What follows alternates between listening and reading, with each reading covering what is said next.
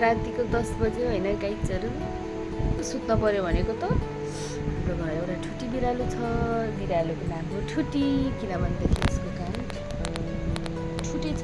ठुटी हेर छ बेथा लागे जस्तो छ अनि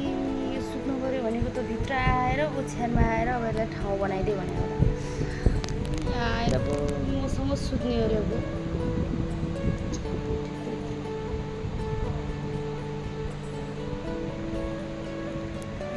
ठाउँ बनाइदिने त्यही नि लक्ष्मी आमाज दिदी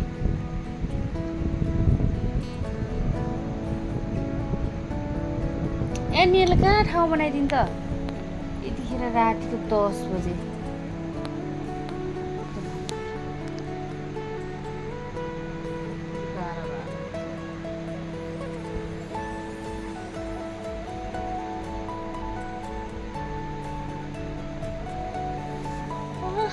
मलाई नि अब निन्द्रा लाग्न थालेछ यहाँ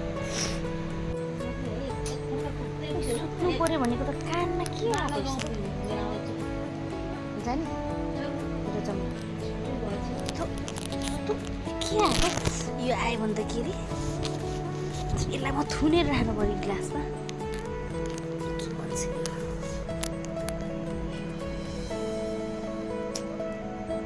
ए दिदी यसको पैसा आउँछ भने होइन एकचोटि टिकटकमा देखाइदियो पैसा आउँछ भनेर उडे क्या भनेको मेरो पैसा उड्यो मेरो पैसा उड्यो कहाँ गयो कहाँ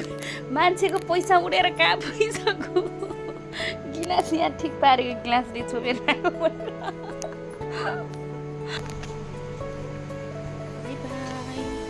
गुड नाइट